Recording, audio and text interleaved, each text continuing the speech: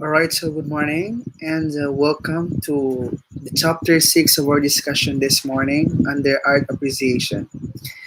So it's been 2 weeks, no? Since the last time we had our virtual class, knowing the fact that, we're so busy doing our online interview since I am one of the interviewers for all the applicants under the course BS Criminology and BS ISM. So I hope you understand my situation. But as what I've said before, I will do my very best to cope with the schedule which I missed. Anyways, I always send the copy of modules in our e-leads, so it's your obligation to read it and to digest all the lesson. And this video will just serve as the supplement for the module that I sent, no? Because I believe that it's more comprehensive. The lessons will be more comprehensive if there are follow-up discussion. But anyways, before we start, please write your name in the comment section that will serve as your attendance, and please do not escape this video because I will be asking some questions in the middle of this discussion. So yung mga question na yun, those questions will serve as part of our graded recitation. Okay? So by the way, our final examination will be on July 23, if I'm not mistaken. So we still have 2 weeks, no? 2 weeks to cope with the lessons or with the schedule we missed previously. Now, let me share my screen to you and to have some sort of review about the previous lessons that we had.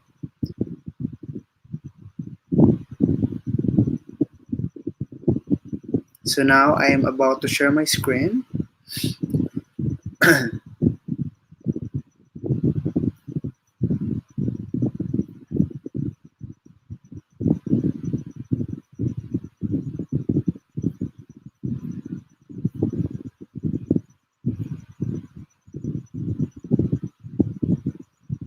All right. So this morning we will be discussing about the main content, the main concept of chapter 6, which mainly focuses on sculpture. I believe that you're aware of this, or maybe you have seen some piece of art exclusively for sculpture or sculpture. But before we start, let us just let's have some sort of recapitulation. So last meeting, 2 weeks ago, we discussed about um, the chapter 5, which deals more on paintings. And in line with this, I also asked you to submit some activities pertaining to this discussion. Now, in our previous discussion, we were able to discuss what is painting. We also identified some significant aspects of painting, of course, line, color, texture, perspective, what else? Shapes, symbols, and these things actually help certain artists to realize or materialize what really painting is all about. No, it's not just simply drawing. It's not just simply choosing what appropriate color you're gonna use, but you have to consider all these significant aspects in order for you to have a promising or very artistic, painting as part of art appreciation. We also dealt with the color wheel in its categories, and I did not actually discuss more on this, for I believe that you are aware of this. You've been in your arts class in when you were in elementary and high school, so you know what is color wheel and what color or what are the colors which comprise color wheel. So we also discuss some important categories of color. We have contemporary colors or complementary colors. analogous colors, neutral colors, warm colors, cool colors. These are some sort of colors which we usually use in color wheel. Excuse me. Aside from that, we also discuss some symbolism and meaning of primary colors. As what I have said, as an artist, hindi lang tayo basta-bastang pumipili ng kung kulay na gusto natin. But it should be what? It should represent something. It should symbolize something. And most of the time, yung mga symbolism na to is nakadepende sa forte, or we could say, nakadepende sa theme or sa message na gustong i-convey ng isang artist. For instance, kapag ikaw isang artist and you live in a war zone, most of the time yung magiging tema ng iyong color or the symbolism of your color will be about war. No? So it's more on red, perhaps. But also consider that color varies, no? Color varies based on etymology, based on region, based on biographical approach, no? Nakadepende rin sa tao. Because we have different interpretation, we have different meanings when it comes to colors interpretation. So yeah, we have red, it gives, for other, it increases enthusiasm and interest, it gives more energy, it reinforces action and confidence, it protects us from fears and anxiety. But I don't think so na ito yung symbolism ng red color. Di ba? Minsan sa Pilipinas, kapag color, war, kaguluhan, di ba? But in some other countries, they consider this as a symbol of enthusiasm, yung pagiging eager and pagiging interested. And it gives more energy. And sometimes in our country, it symbolizes love. So pwede siyang papasok dito, no? Because it still connotes positive thoughts. Then how about blue color? So this is known as the calmest color, like that of the sky and ocean. It is the color of inspiration, sincerity, spirituality, and often the chosen color by conservative people. This color is important to human life because it is a sign of calmness and relaxation. Yes. Kaya nga, it's actually the advice of some experts. Sabi nila, if you could not sleep daw, if insomnia attacks you, you have to think of something blue. I actually did it and it was proven true, no? Yung time na hindi ako makatulog, then I am bombarded with many things. So yung ginagawa ko is I imagine things that, makita ko ang sky or dagat, no? Yung pagiging blue ng isang dagat or the sky, which will actually make us calm and relax. It opens the flow of communication. It broadens our perspective in learning new information, and it implies solitude and peace. So yes, when we use the word blue or the color blue, it symbolizes peace and solitude, longingness. Kapag solitude, when we talk solitude, it is synonymous with loneliness.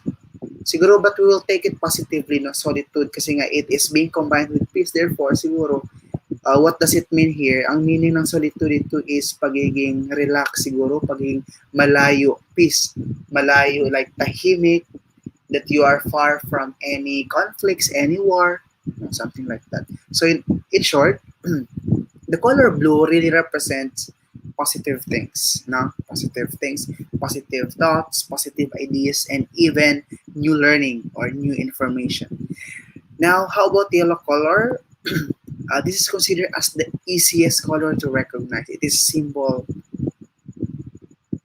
is creativity and intellectual vitality. It also symbolizes wisdom, happiness, and brings awareness and clarity. The yellow color is vital to human life because, so first thing, it helps us in making decisions. I don't think so. It relieves us from burnout, panic, nervousness, exhaustion.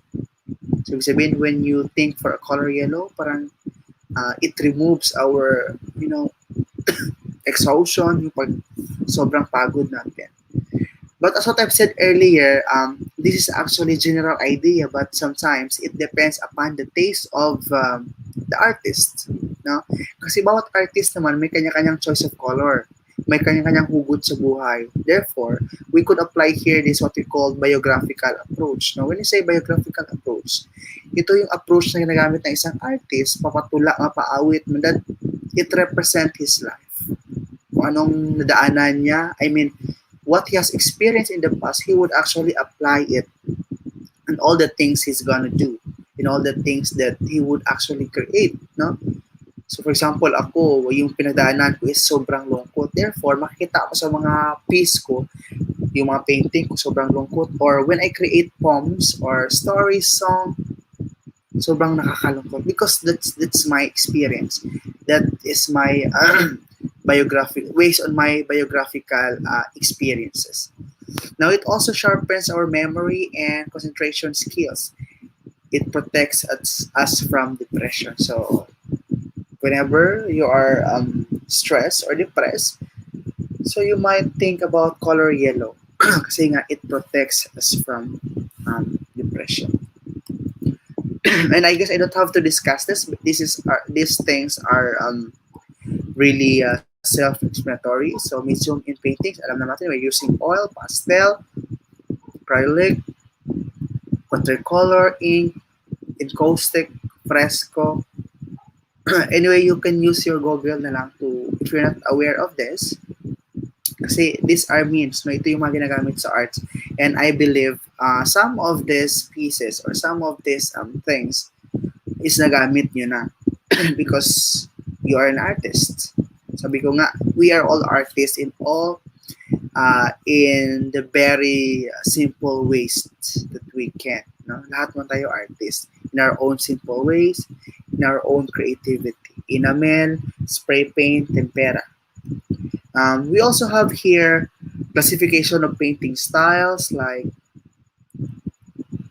so we have Western styles. Then minsan naman, this is what we call yung tatawag natin colonial mentality, sorry, that there are Filipinos who actually get amazed of Western styles, no? Because these are the contents of this Western style. So it has abstraction, expressionism, baroque, impressionism, modernism. How about modern style? So ito, meron siyang realism, symbolism, phobism. So you can read na lang, no, anyway there are examples there, no? Cubism, and we have this surrealism. So I don't have to do that. So that ends for chapter 5. Anyway, you have already submitted activities naman, no, about painting. And we are now on the 6th interesting chapter in arts appreciation. But before we start, let us read first a quote coming from Pablo Picasso. We all know that he is really known. No? He is really known sculptor. He is really known artist. This Pablo Picasso. Now, for him, excuse me, sculpture is the best comment that a painter can make on painting. Now, before we start, I want you to interpret this line or this quotation from Pablo Picasso. Explain this. You can have it in one sentence or two sentences or three sentences. It depends upon you how you express, how you understand, or how you interpret. Because as an artist, we should also know how to interpret others' work. No? So again, the line goes this way. Let me zoom it in. Now, sculpture is the best comment that a painter can make on painting. That's according to Pablo Picasso. Now, for 10 points, I want you to explain. You can give example. Explain this line coming from Pablo Picasso. I will give you 2 minutes for this activity. Okay? Your time starts now. Again, explain this quotation from Pablo Picasso, which says, sculpture is the best comment that a painter can make on painting. What do you think is the message of this? What do you think? What did Pablo Picasso want to convey to the readers? Okay, explain. Please don't forget to write your name along with your explanation and your section. Okay, since this is a fused class, this is a combined class with other sections in first year. So please do not forget to write your name along with your section. And of course, your answer.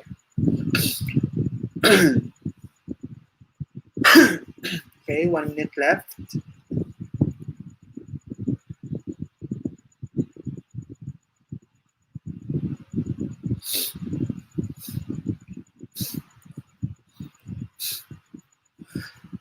All right, thank you so much for answering the question. Of course, before we start, that we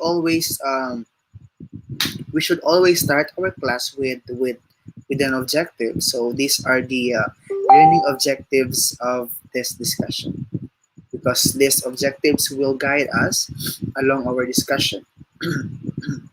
Now, first objective we had at the end of this lesson, you should be able to discuss the origin of sculpture. So saan ba talaga nagmula ang sculpture? Is it from the Philippines ba talaga? Or is it from Western countries? Two, recognize the importance of sculpture. Sometimes, as what I've said before, ang art ay hindi lang yan simpleng gawa, but it has importance. It has vital purpose bakit siya ginawa. So we will discover that as we go along. Third objective we had, demonstrate knowledge about the type, medium, technique of sculpture. Of course, any successful art sculptor, he or she really has this medium technique in doing sculpture. So we will know them. Maybe you can apply them as you go along, or maybe we could have an activity about sculpture. So you could actually apply them. And last one, display, ito na yung pinaka-psychomotor ng ating psychomotor part of this objective. You have to display an ability to make sculpture. So maybe, pag maganda yung gawa nyo, maybe this will be the last activity that we had, but depende pa rin. You just always check your e-leads for some important posting of your quizzes, activity, and all. So I don't have to ask you this question since I already asked you earlier to explain the quotation coming from Picasso. Now, saan ba talaga nagmula ang sculpture? Is it really from the Philippines? Okay. Sculpture is from the Latin word sculpere, which means to carve. Do you know what does it mean when we carve? I know during your TLE class, you have fruit carving, di ba? Excuse me. Wood carving. Like, it is a skill wherein we try to create something out from the fruit, no? By carving, using some, excuse me, knives, no? Gumagamit tayo ng mga kutsilyo, or any naman tutulis na bagay just to form something. Sometimes we try to form a flower from a fruit. Usually yung ginagamit dito is yung pakwan, di ba? Now, the tools used in sculpture are varied and is changing throughout history. As we go along, nag-iiba yung ginagamit ng mga materials or tools, no? Kapag modern, so it's more modern, no? Kapag traditional siya, so most likely traditional yung ginagamit ng mga materials. It engages our sense differently than paintings because it occupies space as a three-dimensional mass through carving, casting, modeling, or assembling materials. That's according to Sheldon, 1968. Now, what's the difference between painting and sculpture? Kasi ang sculpture medyo engaging siya in the sense that it has shapes. Pwede mo siyang hawakan, no? Pwede mong hawakan yung mga parts ng sculpture. Whereas in painting, wala. It's merely a visual representation, no? It's just merely a combination of color, drawing, no? But in carving or in sculpture, parang mayroon kang mahawakan, no? You cannot just simply use your the sense of, seeing. Pwede ka rin maggamit ng sense of touch, no? And it's quite three-dimensional, no? Three-dimensional, naging 3D na siya. Modeling or assembling materials. So it has sought to produce artworks that are permanent and is working in durable and expensive materials such as bronze, granite, limestone, marble, and stone. Ito kadalasan yung mga pinakamahal na materyales na ginagamit in doing sculpture. Pero yung pinakasimple na dito is yung wood carving, no?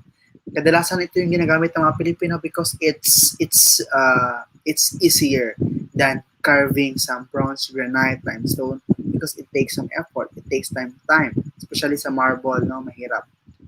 So more rarely, precious metals such as gold, ivory, jade, and silver were used for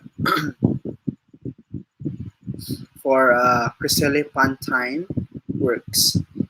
More common and less expensive materials were also used for broader consumption, like cast metal, ceramics, glass, and hardwoods. Ito yung kadalasan.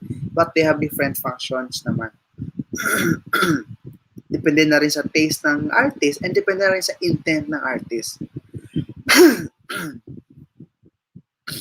Now, the sculpture has long been one of the most popular forms of fine arts and one of the most beautiful representation of the humankind. Kaya may mga sculpture na yung mga tao, ginawa ng sculpture, especially yung mga national heroes natin, no? It was also used to represent societal concerns such as morality, politics, religion. So yun, ito yung sabi ko na nakadepende sa taste or sa forte or sa biographical approach ng isang author. For many of years, sculpture has filled many roles in human life. For example, the earliest sculpture was made to supply magical help to truckers to represent gods, sila Athena, sila Zeus, di ba usually, especially in Greek mythology, ayan, ginagamit sila. And to hope of making their ancient kings becomes immortal. So, especially if you're going to North Korea, di ba, alam naman natin, yung kailang mga presidente, pag upon entering in their city, in their place, in their country, so makita mo agad yung bulto na kailang president, si Kim Jong, di ba? Because it is sign of immortality. Let's say, wala man sila, so still, yung representation nila is andun. Just like Jose Rizal, di ba? When you go to some schools, park, especially in Rizal Park, makita mo talaga yung yung imahe ni Rizal na gawa through sculpture. So, nagiging immortal siya because of this. Now, most common purpose of sculpture during the ancient time is associated with religion. Yan, no, sa mga Mary natin, sa Santo Niño, Jesus Christ, yan. Yan yung pinaka-first talaga na gamit ng sculpture for religious purposes. Now, one of the oldest sculptures discovered is an ivory statuette, no? Dating approximately 30,000 BCE for Common Era from a cave of Holstein-Stadel, Germany, called Lowenmensch, which means a lion human. So ito yung one of the oldest, no, sculpture that made of ivory na nakita sa somewhere in Germany, which means a lion human. This Paleolithic period statue is about 12 inches tall, and depicts a human figure with a feline face. Now, another very iconic and famous piece of sculpture is the Sphinx of Egypt. The sculpture is an image of Pharaoh Khafre and is part of a funerary complex for the Pharaoh. Egyptian sculpture and all Egyptian art were on the belief in a life after death, wherein the body of their ruler, the pharaoh, was preserved carefully and buried with some goods with him to provide for his needs forever. So ito yung belief ng mga Egyptian. One of the group of people who actually do this sculpture is the Egyptians people. No, aside from mummification, they are known with mummification. They are also known when it comes to sculpture, and it has associated with their belief pa rin. Sabi ko nga, sometimes how we do a certain piece of art depends on our religion, our biographical, no, how we live our life, our experience, and everything about us. Nakadepende rin sa atin, sa taste natin, and sa intent, sa purpose natin, bakit tayo gumagawa ng ganitong uri ng mga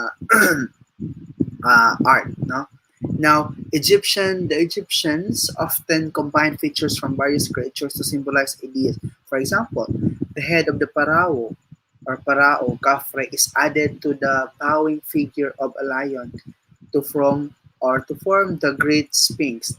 This type of masterpiece suggests the combination of human intelligence and animal strength. So it's for them, no. But if you're going to look into other art piece of art, specifically in sculptures about bansa, iba rin yung representation, no.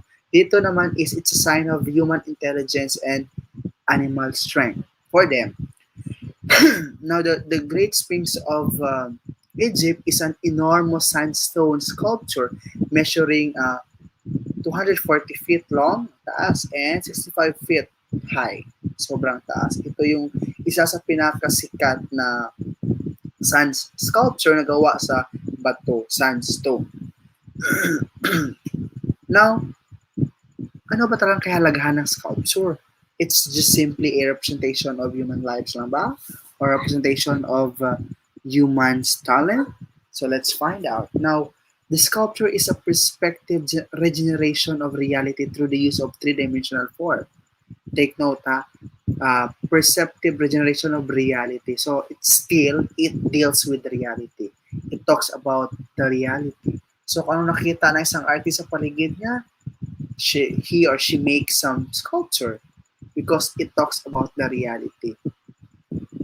Maybe about his experience and many more. Now, as a specialized work of art, its objective is to exemplify. Exemplify means to showcase, to entail, no, to reveal. So reveal a concept by forming a visual equivalent sa concept pa rin, no, nakadepende pa rin sa artist. Now, since the shape is the dominant characteristic of sculpture, the human body and animals have been its primary subject. So most of the time, when we do sculpture, madalas na nakita natin is human body or animals. Most of the time talaga. Now, they are constructed using bronze, clay, ivory as their medium.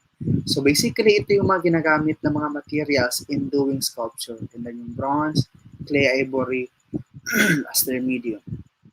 Now, likewise, the making of sculpture is with the idea of expressing. Still, as what we have been discussing before, when we talk about art, it's a form of expression. So even in sculpture, how people express their religious belief, personal, and political views. So ito na. So ngayon, if you have some bad impression about the economy, about how these politicians rule your country, you might be you might be creating some sculpture which deal with politics. Now, this kind of artwork is meant to create a sense of patriotism, pride, greatness, and spiritual respect. Statues and sculptures have always been an integral part of museums, art history, and that's true. They become more popular as decoration items in private homes and office facilities. Sculptures and miniatures have also become more popular as decoration items in the long term war art investment. So, of course, basically yung pinakagamit ng sculpture is decoration talaga, no? And ang dami ng mga mahal na mga sculpture na binibili ng mahal sa mga museum because of its value, especially yung mga antique, yung mga makaluma, no? Now we have different types of sculptures. I don't have to explain this. We have bust. Kapag bust, it's upper part lang. Okay. So usually si Rizal, no? Siguro kapag nagtitipid yung isang school, minsan hanggang dito lang, no? Hanggang chest lang, hanggang hawak lang yung bust. Pero hindi naman manananggal, no? Statue. Ito talaga yung pinaka-actual sa life size. Kung gano'n siya kalaki, kataas yung tao, gano'n din kataas or kalaki yung kanyang yung gawang sculpture sa kanya. So something like that. Then architectural. So ito yung mga statua na ginagawa that represent buildings. Ito, Brownie. Halika dito, jump. Taas up. This is Brownie, my dog. Uy, dito. Halika, halika. Tingin ka doon sa mga students ko. Halika. Brownie. Halika, Brownie. Good boy mo to si Brownie. Look, oh. Here's our camera. Say hi, Brownie. Say hi. Kapugoy. Jump. Jump dito, oh. Pansin. Halika, Brownie. Jump. Huwag ka dyan. Dito. Jimmy Share mo na si Brownie. Halika. Dito ka. Okay, let's move on. Now, these are the mediums and techniques in doing this. So, pwede tayong gamit ng carving, like stone carving, wood carving, steel, an example of sculpture. So, ito yung mga ways na pwede tayong gawa ng sculpture by doing carving. I don't have to explain this. Alam ko naman kung paano ginagawa ang stone carving, wood carving. I know you are doing this also at home. Minsan, no, it's a form of playing during our, nung bata pa tayo, di ba? I even experienced this. Sometimes we carve sa mga puno or ito yung pinaka-hate ng mga taga-tourism office, no? Especially sa mga underground rivers, especially in Sinapulan, in Colombia, ang daming vandalism. So, ito yung nagiging bad impact nung pagka-carve ng isang artist or mga so-called artisan, yung mga feeling artists, nagiging bad siya kasi nga they put some vandals, no? They put some unnecessary objects, symbols, words, minsan mga bad words pa. So I hope you're not doing this. Pero ako I experienced this, no? Minsan kapag punta kayo sa ibang place na bago sa atin, sometimes we write there our name, no? We carve, but that's not actually good. It's vandalism. Minsan sa mga puno, but you know what, in earlier times, itong carving na ito is especially in putting some symbols, ginagamit ito na komunikasyon ng mga sinaunang tao. Like, they put some symbol in it. Then when somebody sees it, someone recognize its symbols, then sometimes this is their way of transmitting message, especially during war. Kasi nga wala pa mga cellphone dati. Now, casting is a method by which a liquid material is usually poured into a frame or pattern which contains a hollow cavity. For example, tinunaw isang liquid, then ilagay sa isang lalagyan that it shapes like human. Then, pag kuhaan mo nun, mag-shape na siya bilang human. So, we have here glass casting. It is a shaping activity of pieces of rough natural stone through the use of essential hand tools like hammer and chisel. We have also slip casting. It's a technique for the mass production of pottery for shapes not easily made on a wheel. So, slip casting usually done, especially yung halimbawa nito yung paggawa ng mga palayok, di ba? Ikot-ikot siya, kumahawakan. I know you have idea about this. Molding. Molding sculpture is an additive process. It is the working of soft plastic materials like clay and wax. Then we form it. We create something. Assembling, from the word itself, assemble. Assembling is an additive process of gathering and joining different materials to create an assembled artwork. Minsan, ito yung mga artwork na mayroong bolt na kailangan mo siya i-assemble. An example of assemblage is Martin Poirier's network of welded and sandblasted stainless steel tubes whose joints are bound together by strand or silver and patented bronze. Ito usually may mga bolt ito sila. Now we have some basic sculpture terms. So let's try. Armature, assemblage, base, very self-explanatory. Basahin nyo na lang.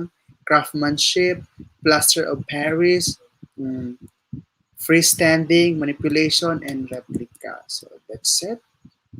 Now, for the activity, I will just post it in our village. Anyway, I will do some sort of follow-up with this activity. I'll be also uploading some follow-up video about this activity that you're gonna do. But for now, this ends our discussion. Again, don't forget to write your name as an attendance. And please, I do not forget to read the module that I sent to you. No? So again, this video it's just a supplemental video with the module that I sent to you. So again, do not forget to answer the questions that I asked earlier, like try to explain the quotation that is being quoted by a certain, renowned artist who is Pablo Picasso. Like he said, something like sculpture is a let's see, medyo nakalimutan ko.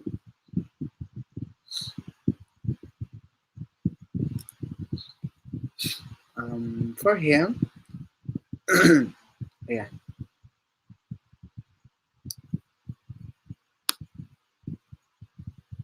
Now, for Picasso, he said that saan na yun? Yan. For him, sculpture is the best comment that a painter can make on painting. Do not forget to answer it. Interpret it based on how you understand them. Okay? So thank you so much. I hope to see you next meeting. Please read your module kasi nga malapit na yung ating examination. And by the way, congratulations for doing your very best in every activity that I had given you.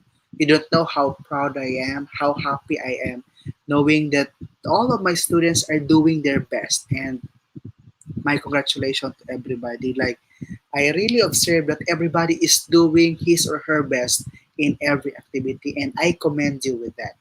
Even we just meet each other rarely, very seldom na yung pag-meet up natin virtually, but you still do your best in every activity. I really appreciate that. Thank you so much. So, God bless everybody. Stay safe. See you very soon. Bye-bye.